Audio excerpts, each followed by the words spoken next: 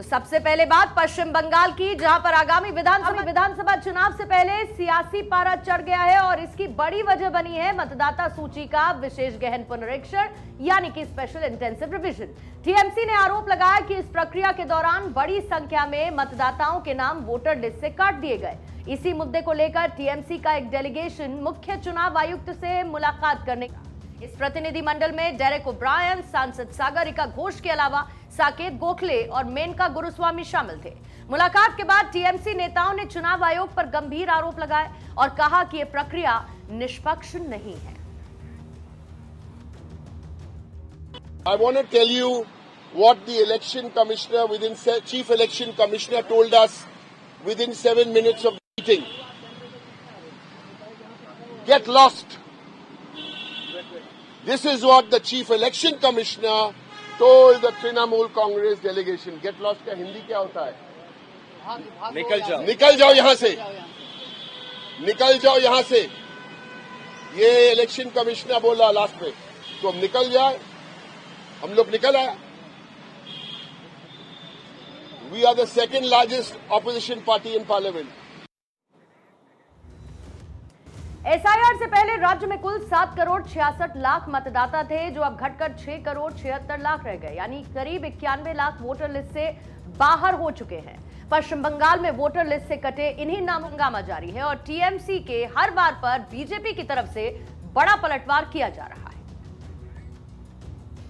पश्चिम बंगाल में चुनाव भी निपटता जा रहा है और साथ ही साथ टीएमसी भी निपटती जा रही है। मैं तो बिना मांगी सलाह टीएमसी के लोगों को दूंगा कि भैया जो बचा खुचा चुनाव बचा है उसमें जो है वो आप चुनाव आयोग से भिड़ने में जितनी ऊर्जा लगा रहे हैं, अगर उसकी आधी ऊर्जा जो है वो चुनाव लड़ने में लगाएंगे तो आपका हो सकता है कुछ भला हो, कुछ सम्मानजनक आपको जो है मिल जाए। अन्यथा फिर आपको जो है चुनाव का रिजल्ट आएगा तो आपको हो सकता है इसी चुनाव आयोग के पास अपने पार्टी की मान्यता बचाने की गुहार करनी पड़े। जिलों की बात करें तो उत्तर 24 परगना में सबसे ज्यादा 12.60 लाख नाम कटे, जबकि मुर्शिदाबाद में 7.48 लाख, मालदा में 5.88 लाख और उत्तर दिनाजपुर में 3.02 लाख मतदाताओं के नाम हटाए गए। वहीं दक्षिण कोलकाता में 2.49 लाख और उत्तर कोलकाता में 4.47 लाख नाम वोटर लिस्ट से बाहर कर दिए गए हैं। आंकड़ों के मुताबिक हटाए गए नामों में 95% मुस्लिम और 5% गैर मुस्लिम मतदाता शामिल हैं, जिसे लेकर राजनीतिक विवाद और ज्यादा तेज हो चुका है। चुनाव कार्यक्रम के मुताबिक हाल में कुल 2 चरणों में मतदान होगा। पहले चरण के तहत 23 अप्रैल तो दूसरा फेज 29 अप्रैल को होगा, जब वोटिंग होने वाली है।